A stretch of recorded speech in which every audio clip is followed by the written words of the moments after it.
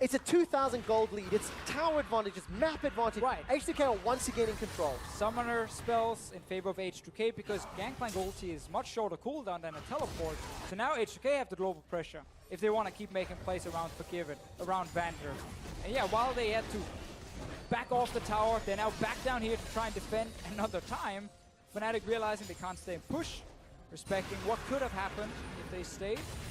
It's very low. It's just a few hits. Fnatic will need it to try and even out some of this gold here, but they're 2,000 down. Spirit's trying to go top against GP ult and a GP that has two. Oh, they can kill Odoamne. They can kill him if this hits. There's a flash, dash forward from Spirit. The house doesn't connect, but the cannon barrage obviously does. End of the line bounces Spirit, back. There's a fight down bottom. The Cosmic Radiance will block a lot of the damage as YellowStaR sends a sideways Glacial Fissure. There's simply no tower to fall back to. A double pounce from Jankos. One more little tag from the Javelin, and that's first blood to the First Blood King. Oh, Spirit up in the top lane. He had no mana to ulti, so Odoamne stays alive, and suddenly Fnatic find themselves overextended on the bottom lane and gets ganked by Jankos. Another first blood for him. The play from Spirit was perfectly fine, would have given a kill in the tower, and then you miss some mana. But it's the same scenario as game one where Jankos sees, okay, Spirit's the other side of the map. I'm just going to go in the other side and get a kill for myself, and this ultimately ends up as first blood. So again, Febiven and Vander getting shoved in here. But what is Rekkles doing? Like the guys over at the bot lane stream here, they're going to be so angry because your jungler is chasing top lane, and then you dash forward in the bottom lane. Against Tarek. Look at the minimap as well. There was one ward from Fnatic in the river. One little ward in that little bush here, just north of the top lane, that can actually spot a jungler. Why would you ever dash forward? That is so greedy, and you get punished for it. H2K, again, it's slow and steady. They are not making any crazy plays. They're just reacting to what Fnatic is doing, and they're just doing it better.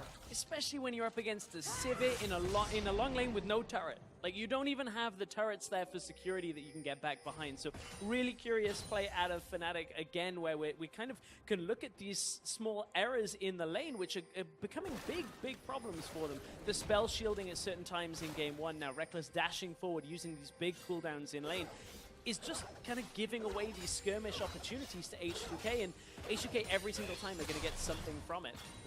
That's what basically got H2K a lead before. Yeah, H2K just got to back away now. Febiven goes missing in the mid lane. Tower's already low, so you know high chance he would appear in the bottom lane. So now Fnatic will finally get a tower. But still, you got to respect the fact that H2K have picked up so much early gold now. Will start being a big advantage in terms of items later on. Rio also level up on Febiven. Yeah, golf claps from the audience because yes, Fnatic got that tower, but they're still in 2,500 gold hole. Frozen Mallet was picked up by Kikis very early, a minute or two ago, so this is going to help him out against Odo, and Febiven the respect on the hunt just to get away from any potential threats. Yeah, it's definitely not impossible for Fnatic to win the game, because Frozen Mallet now, that's big. That's why Kikis used TP back to lane to rush that item. So he has full control. He will take down that top tower eventually. Give him a minute or two, that tower is dead. So that's a winning lane for Fnatic now. At the same time, Lucian is the best AD carry sitting in the side lane, because he's a very strong skirmish AD carry, so he can control the side lane if he wants to, or he can wave to mid. He has two options. And now you have TP from Febiven as well. Rio is roaming top to try and punish Kikis with Jankos as well, but they're going to lose that tower no matter what. All right, so tower should be falling. No, Minion's not going to take it down yet. Kikis has got the crunch and the flash. Flashes away first, looking for a little bit more mobility. Ryu's going to keep chasing down, can reset with the Sanguine Bull. Nom misses everyone, and it's Jankos that gets the kill. And what should have been a certain tower for Fnatic has turned a little bit round now into a push. They're going to try and even up mid, but they've only got 2 minions left in that wave. They've already lost their mid tower as well. So, Fnatic will get mid tower. Vander trying to stop it. Top lane tower, by the way, from H2K is on 22 HP. So it could have been a trade for Fnatic, getting 2 towers for 1, and also Kikis dying. They can go down to bottom lane and apply pressure again. They have Febiven moving from the mid lane. Oh, but look at this. Down in the bottom lane, the tower's under pressure. Fnatic, they fancy themselves a shot. The Claw of Doom sends Febiven forward. Odo is going to be preventing the damage thanks to that Cosmic Radiance. Frozen Tomb comes out, but it's YellowStaR that's gone down. Febiven forced to flash away, and H2K, they defend the push and get themselves a kill. It's almost getting too easy for H2K to defend against this. Fnatic dives in, very telegraphed, so ulti gets popped by Vander, and at the same time, then Fnatic just both members got stunned. Both YellowStaR and Febiven got stunned at the same time, and then they pick also the Gangplank who just eats an orange and he's out of it. This is the kill on Kikis after forcing the flash. You can see Ryu just dancing around the Meganar. And only 2 minions were left in the wave after Kikis started backing away, so Odo autoed one and let the tower do the work on the other. Knew that it just barely had enough. I mean, that tower's going down.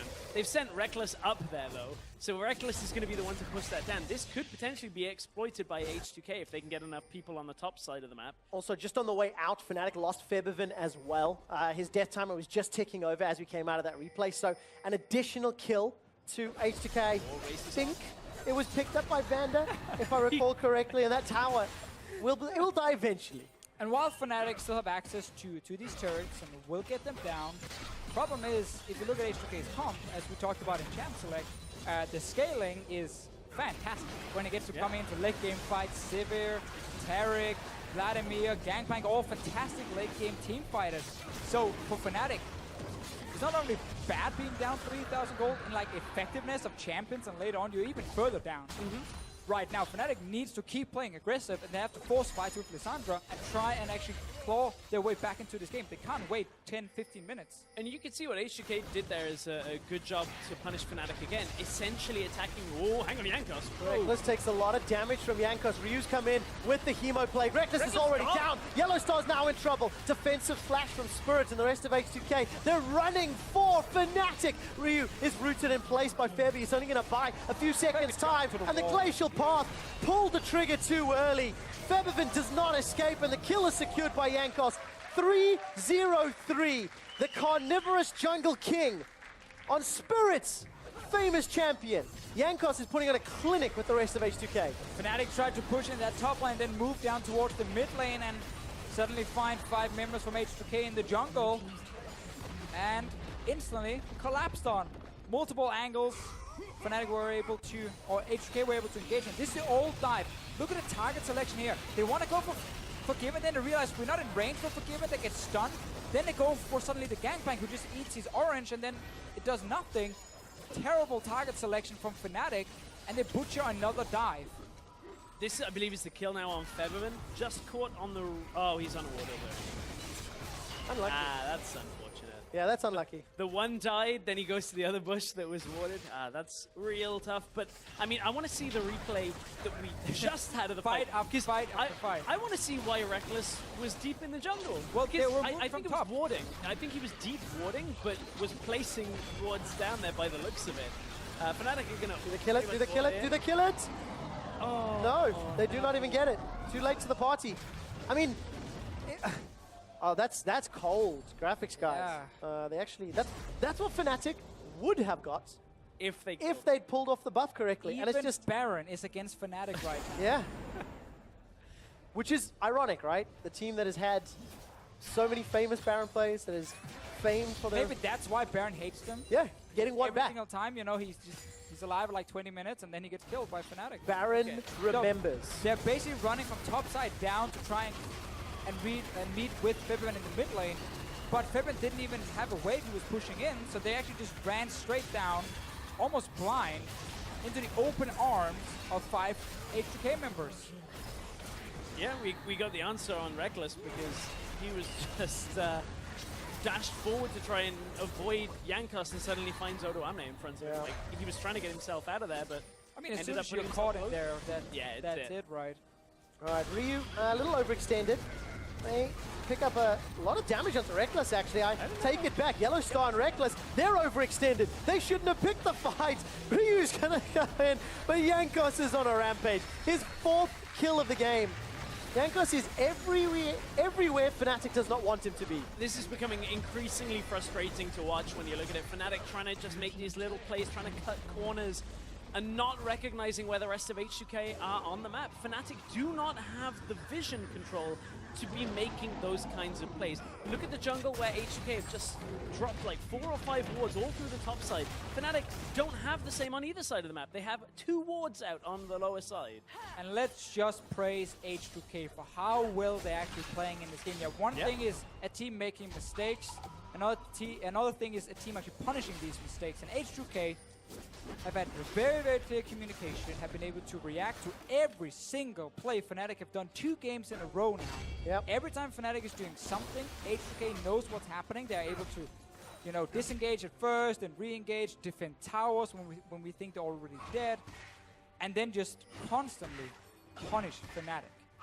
And for a matchup that coming into it was defined by 2 individual players, H2K have shown no signs of a broken team. They have shown no signs of unsettlement, and they have played as a team to be in this position and get these leads. H2K have looked like a really solid unit in both games so far. And I think you have to give a little bit of unsung praise to Vander this particular game. His Taric ultimates, his, you know, ability to turn some of those 3v4s, those 2v3s initially, buying enough time for then Jankos to arrive on this Nidalee, is just showing in terms of the lead that H2K has accrued. Right, and not to talk about player, but talk about champion. The Braum on the other side, 2 games in a row have had 0 impact. Yeah. And it's picked early by Fnatic. First game they picked the first rotation, now they picked the second rotation. They show that Braum instantly, and it allows picks like Taric and Tahm Kench to appear. Like, Tahm Kench is a fantastic support pick we haven't even seen yet, even though he's so strong in the current meta, just because Fnatic are picking this Braum so early for absolutely 0 reason. Yeah. There are much better supports in the current meta. And, you know, if you are picking that, it has to show in game. Yeah, we have to see it, right? You have to see the reason for it when you put such a high priority on the champion. And H2K, they're just demonstrating a better grasp of their team performance and their play on this patch. Look at the gold lead, 7,000 at this point, 8 kills to 0. Got themselves a few dragons. Infernals up next. There's no ways Fnatic can challenge that one unless H2K make a mistake. And for Fnatic, they've now got to buy so much time. I mean, we got to keep in mind, the one winning lane for Fnatic is the Gnar against GP. So that lane can at least get pushed, and right now they put the Gnar in the bottom lane, so you can push in that wave and then set up for Dragon. But even if you get an Infernal Drake now as Fnatic, it's not really what you want. Like, you want gold, you want items, you don't need, at this moment, scaling, because the late game is not in your favor anyway. And while you say and talk about Kikis having the winning matchup in the winning lane, I don't feel like it's enough for Fnatic to win this game. I don't think this is significantly far ahead to the point where Odoamne is constantly up against it. He's GP with the teleport. He's going to get into a fight. He wave clears and it appears it's not quite as drastic as the Echo matchup that we saw in the previous game. So H2K didn't even sweat anything on that Baron. They're taking down the Infernal, and H2K can just continue to push Fnatic back. Well, decent damage onto Ryu, but he will literally just regen that back up, so it means nothing to him. Once again, gone for that Abyssal Scepter Protobelt build. Hourglass, looking like Rylai is going to be the next itemization there. Add to the tankiness, and you know, even though Kikis was pushing the wave, he backed to do some shopping, pick up their Randians. Instantly, H2K respond. There was no hesitation. They pulled the trigger, grabbed themselves a dragon uncontested, and that's something that H2K have done both games. It's the beauty of shot calling when your team is 7k gold. Yes, yes. It's like, oh, is that a dragon? Let's go dragon, guys. You know, they're not going to contest it anyway. It's the free objective for us, and if they do, well, then you're just a very smart shot caller who made a perfect call, who got yourself in a 5-on-5 team fight where you are 7k gold ahead. So, but then also gets you better. Right. I mean, it's hard for H2K right now to mess up the actual calling. They can start putting some attention towards the Baron, but they're just looking to deal with Kikis in this bottom lane and just have Odoamne wave clear and then actually look for another fight. I'm going to buy into some of the hype that came into this. Give a stat with no explanation and very shallow and bail out. One thing for Fnatic, Rekkles, both games I believe he's been up in CST. He's been farming more heavily. Wrecking Crew got it on this one. God given no more. Move on, Trevor. Yeah, so H2K do not care. Exactly. Because the game has not been defined by the AD carries, right? Like, yes, Fnatic tried to play the 2v2, try to dive Forgiven both games. It has not resulted in anything successful. It didn't get them first blood, it didn't get them towers, and even with some pressure, this game, a lot more pressure game 1, Forgiven and Vander have come away looking much more comfortable, much more happy, and the team around H2K, with Jankos and Odo and Ryu, they are the ones that are truly driving home this lead and this advantage. Yeah, and just the timing have been off. if you look at Fnatic, when they try to make plays around bottom lane, one thing is obviously bottom lane making mistakes, but then everyone else as well. They're going out for that fight. Yeah, Dazzle onto Rekkles. Very nicely done from Vander, but H2K, they're going very deep. Spirit is forced away. Flash into exhaust for Ryu. Hemoplague's down, and Yellow's already killed. Ryu's going to continue to heal up with those transfusions. Dazzle flashed by Febiven, so he's not locked up. H2K get themselves a kill, and they're forced to back away, maybe towards Baron. Odo was already moving to Baron. The call had been made by H2K, push them all the way back, get yourselves over to Baron, and what a stun by Vander at the beginning of that. Just getting the double lockdown onto Spirit. Hang on, GPs are coming out from Fnatic here. This is Kikis that has appeared. Yeah, Kikis as well as Febiven, they were on the same ward. In fact, Febi has got that Glacial Tomb available to him. H2K have no ultis right now. Febi's going in! Febi's got in, but he didn't get the ulti. Killed by Forgiven. The 5-man H2K stack. Baron down to 1500. It's now helping Fnatic ever so slightly. H2K turn their focus. They're trying not to let Baron regen. It already is. So for the cost of Febiven and 2 TPs, Fnatic have stopped Baron. Kikis may go down as well. He leaps and hops over the wall. YellowStaR dashes to his safety with stand behind me. And the Baron's been interrupted. Yeah, it was a bit of a crazy call from H2K with 0 ultis available, and then suddenly 4 members from Fnatic joining, but Febiven wasn't able to do anything other than just jump into the Baron pit and die instantly. So H2K didn't get the Baron, but they got another kill and no one died, which is the important thing for them to not give Fnatic any gold at this point. But what makes it more difficult, the next step for Fnatic is that was your TPs. Both of them And used for the next 2.5 minutes. All but one flash. Yeah. So not only was your globals gone now, but all of your utility summoners too. Let's remember, guys, H2K was a team who would outscale Fnatic anyway. Yep. So when you also give them 5k gold lead early on in the game, now even more, well, that scaling is going to kick in much, much earlier. So Fnatic at this point is already outscaled there. They have to just try these crazy engagements in fights, but without teleport. We need Febiven to pull off like a 2015 Febiven play for that to happen. Well, it has to be better than that because of how far behind they are. Jankos Fnatic are looking for Jankos. That's 1 kill. But now Fnatic are split up. Kikis can't get in. There's no flash. The triple dazzle. Vander is amazing everybody. Cosmic Radiance is already used. It's a double kill for Odo. Turn the pressure back around into Fnatic. Kikis can't even join the fight. Because H2K were better positioned, Fnatic dove so deep. From what was initially a good pickup onto Jankos, there was the scaling and the crowd control that came out from H2K. Massive damage comes from Odo and Ryu, and 3 people get locked down on the same spot. H2K instantly turned the fight back around, and the pressure is back on Fnatic once again. And I think at this point, H2K say thank you very much for this Nidalee pick as well. It was gifted to us. Obviously, Fnatic wanted to first pick the Gnar to have that winning lane matchup, but H2K have been able to use this gangplank perfectly fine. After Fnatic banned Gragas and Elise, you ban 2 junglers and then suddenly you go, uh-oh, they took away our counter matchup to Gnar. And now Jankos, even though he dies at the beginning of this, the damage is already going to come out from H2K. Look at where Odoamne comes from. Found a beautiful stun again. Multiple this game have landed, and in comes Odo. Also, if I saw that correctly, I think Kikis messed up the crunch. I think he actually face planted on the first part of trying to jump into the fight. So just problems absolutely everywhere for Story Fnatic. of Kikis' performance so far in this series, to be honest. We've not really been seeing anything from him. Game 1 where he had the gangplank, he built really wrong. He just went like full DPS, no MR, no Hexdringer against like triple AP. Died 5 times or something to the Echo. They're trying to look for another fight. If you are Fnatic, it's basically the only way back. It's like a massive Mega Gnar into like the Sandro. There's no flash though.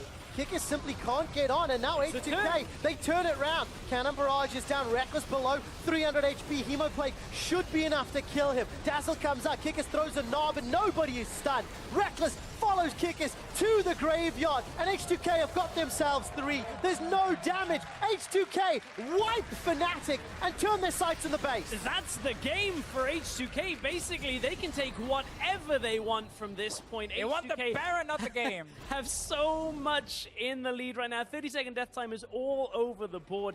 This is going to be, should be an easy closeout for the H2K squad. Definitely so. So we will use that line in like 3 minutes. Yeah. So we need another fight. Thing is, Odo wants to end. I quite he's like right. this. I quite like this from H2K. No shenanigans, no risk. yeah.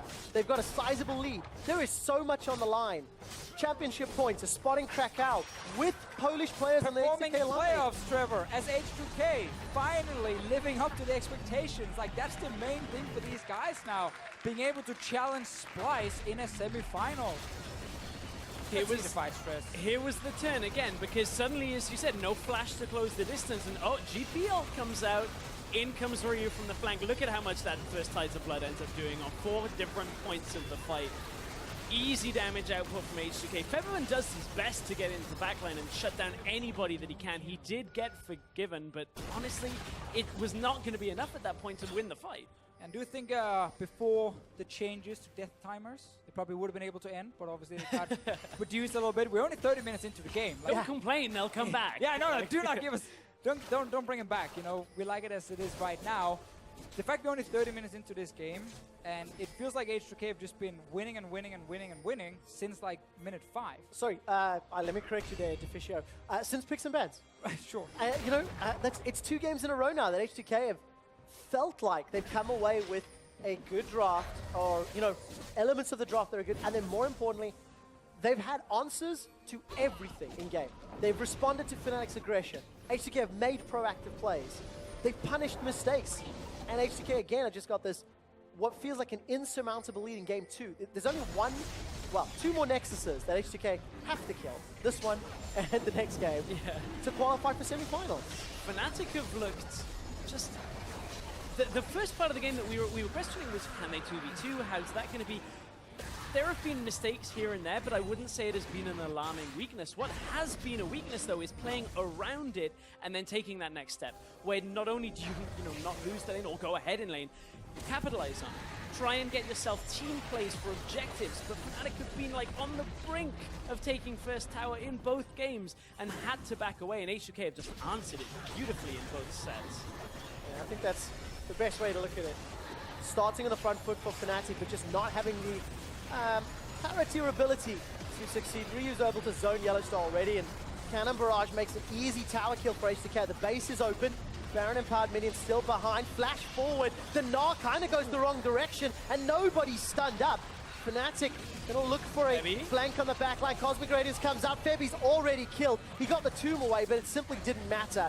Inhibitor goes down, and H2K in a 5-on-4 scenario with super minions, with Baron, with every single metric in the lead. Turn their attention to the Nexus turrets. Ryu zoning away the entire Fnatic team. He proto-belts forward as the Nexus is being focused by the minions. H2K, they're going for the KDA. They're going for the pad because they are so far ahead. And H2K are 1 Nexus away from a showdown in Krakow. We wanted a different Fnatic to show up for game 2. We got the same Fnatic, where, again, issues, mistiming on how to set up these plays in the bottom lane, and it means H2K gets to defend every single time. There was one adjustment Fnatic made, to their credit, but it didn't help, unfortunately. We finally saw Febiven going for those plays. And when you're going for those plays from behind, unfortunately, it looks messy, and that's why Febiven's 1-5-0, because he's trying to go in. He's like, okay, well, I'll do my job. If there's nobody there to help, like if the damage just isn't there and he can't survive, it just doesn't look impressive at all. Definitely, and I mean, we have this problem for Fnatic where they're trying so hard to punish the 2v2 lane. A lot of people are like, oh, we want to see Febiven against Rekkles in lane, but it's not even Febiven versus Rekkles at all. It's like everyone is around this bottom lane one way or the other. The problem for Fnatic is that the mid lane, the jungle, and the top lane is now in favor of H2K. Odoamne is outplaying Kikis, Jankos is outplaying Spirit, and Rio is outplaying Febiven. So no matter what happens in the bottom lane, H2K seems to get some sort of advantage. I think you have to talk about just how much Jankos is outplaying Spirit. Yeah. Because that's 2 games in a row now that Jankos has looked game-changing. Where he is, when he is there at the right time, landing on the skill shots. And it's a question I have for the analyst desk, in fact, of just how good is Jankos right now. Shucks, let's hope we can find the answer. Well, I've got two people here, and one person in particular who is very hyped about Jankos has always been. Tell me, or the answer to Quickshot's question, how much of an influence has Jankos had in these two games, Bert? Well, personally, I think Jankos has been XDing Spirit pretty hard this series. Power of vodka. And by the power of vodka, he has XD'd him. So I think he got it going for him. But I think, yeah, Jankos has been really good. I don't know what to say. He has definitely turned down the choking level in playoffs. So Yeah, I don't know. It's generally just whole H2K is pretty much rolling over Fnatic right now, and yes, Jankos is doing a pretty good job. Yeah, I mean, I think that summarizes it pretty well. We were looking so much into the bottom lane hype, this and that, but the bottom line here is Fnatic is not here. It seems like they're not here, and H2K is on super form. Always the age-old question, is H2K just playing so well that we don't see Fnatic? But I feel like it's a little bit of both. Well, I mean, we have to take a look back to the draft, because this time things were a little bit different. Something that Perks mentioned earlier on was if Kikis gets that Gnar, something that he can have a little bit more comfort on. I was wrong. Exert himself on, then perhaps things can go a little bit better for Fnatic. But unfortunately, that wasn't really the case. Once more, a very early play resulted in things swinging heavily in the favor of H2K. I mean, we saw the fantastic use of the Nidalee really coming out from H2K and how it was properly being able to use. Yeah, what did you make of that, by the way? Because Fnatic did ban out then the Gragas and the Elise and then opted for the Grays and then just gave the Nidalee to Jankos, but that doesn't matter at the point of it. It doesn't seem to matter. Yeah, there was so many jungle bans, and then Nidalee was open, and they first picked Nidalee on H2K side, but it seemed like Fnatic didn't really know what to pick. Like in the Champions League, they were kind of hovering these in and stuff. And I don't even think this was the biggest problem. I think Graves can maybe do like fine because it's both like farm junglers, but I still hear that Nidalee should outpace him, as my jungler likes to say. And then they picked the Lissandra again, which I think is a bit interesting when it just happened that Vladimir pretty much I wouldn't say heavily outlaned, but he will outscale her and be able to split push against anyone. And something that we were talking about on the desk was very much about the fact that Kassadin was left open, because he was banned in game 1, he was open in game 2, it was left all the way through the draft, and yeah, there was some vocal opinions about the use of Kassadin perhaps being picked up in this for Fnatic. yeah, I definitely think Kassadin would have been a better choice for Fnatic here in the second game instead of Lissandra. Like blind pick Kassadin is not that dangerous in this meta because there is not many counter picks unless. Yeah, I'm not gonna say what champs, but but yeah, Kassadin is good versus Nidalee and Sivir and GP and Taric even. Like there is no hard to see like Braum or something that can CC him down.